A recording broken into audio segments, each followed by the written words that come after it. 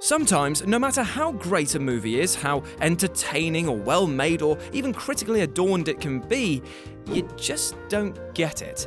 Perhaps the central moment doesn't make any sense, or the plot has one major inescapable hole in it that wrecks everything. Perhaps it's just that everyone's always had the wrong idea about how the film works. Maybe the protagonist or antagonist acts in an utterly baffling, nonsensical way, or in a manner that's completely out of character. Perhaps the film itself is so irredeemably stupid that it makes you want to pick it up and shake it to see if its brain falls out. Or maybe, just maybe, you're just a little bit smarter and that everyone else is just a big, dumb, idiot fool. Or something less mean. With this in mind, I'm Jules of WhatCulture.com, and these are 7 ridiculous movie premises that everybody fell for. But before we begin, don't forget to subscribe to stay notified. Ding, ding, dong. Number 7. That The Matrix is an efficient way to subjugate the human race. The Matrix. While lots of people complain about how inefficient human batteries would be, the bigger issue with The Matrix is the whole concept of the Matrix itself. The real question is, why did the machines think that the late 20th century, early 21st century was the pinnacle of our civilization? Why would they choose a society which understands the real-life concepts of artificial intelligence, virtual reality, programming, computer viruses, and hacking? Why would the machines have given their mortal enemy, Neo, the intellectual tools to determine that what he sees around him is an illusion and to conceptualize it? Why would they have made it so goddamn easy for him? If they just set the Matrix in the Dark Ages, then they never have this kind of problem with humanity rising up. Giving their slave race the ability to fake memories and skills that allow them to fight the machine overlords is a terrible, terrible idea. Number 6. That Daniel can fool his whole family. Mrs. Doubtfire. How exactly does Robin Williams' Daniel fool everyone into believing that he's a middle-aged Scottish woman? Let's pretend for a moment that Mrs. Doubtfire's disguise is so pitch-perfect that it renders Daniel's bad impression of a woman seamless. I mean, it's not, but let's just pretend it is. If we suspend our disbelief and take it as real that Daniel is convincingly made up to be Mrs. Doubtfire, can we also suspend our disbelief that no one who knows him can see through his disguise? Absolutely not. It's ridiculous. The oldest 2 kids only twig that Mrs. Doubtfire is their father when he lets slip his real voice after they catch him peeing standing up. The youngest girl simply has no idea, and more alarmingly, Miranda spends a good deal of quality time with her husband of 14 years dressed as a buxom Scottish widow and has no idea it's him, even when he also speaks in his real voice. They all know that Daniel is an actor who does voice work, and they've probably heard his silly impressions and little characters their whole lives. He's clearly that kind of guy. The kids might just fall for it, but his wife? No one is that self-absorbed that they couldn't see the man that they married through an inch of putty and not a great accent. Number 5. That Superman has no choice but to surrender to Zod, Man of Steel. When General Zod and his lackeys arrive in orbit around Earth, they send a sinister ultimatum out to every TV, radio, telephone, and computer on Earth in every language possible because aliens are magic, and they demand that Kal-El be turned over or turn himself in, or else. Our hero is trapped, hopeless. What to do? Well, he goes to see a priest, apparently, essentially to talk to himself with somebody else there, and then decides to turn himself into humanity and let them choose what to do with him, since it's their world that's under threat after all. They, of course, just send him to Zod. It's ridiculous that Kal-El wouldn't go and consult the sentient Kryptonian AI that says it's his real dad for advice. Had he done so, they had a whole day to devise an alternative plan that maybe didn't require him to have fistfights with an undisclosed number of elite soldiers that are faster than speeding bullets, more powerful than locomotives, and able to fly through tall buildings with a single punch.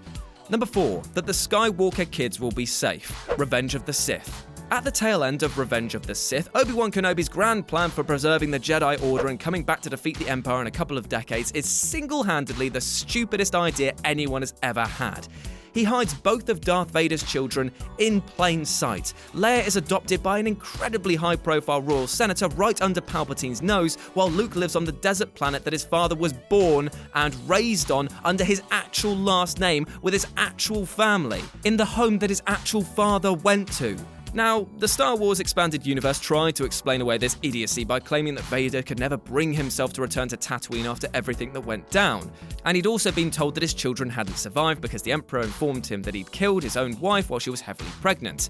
But that doesn't explain why the newly crowned Emperor doesn't just have Luke and Leia killed instead. And it makes no sense that the last 2 Jedi in the galaxy would ever ever think that this was a foolproof plan.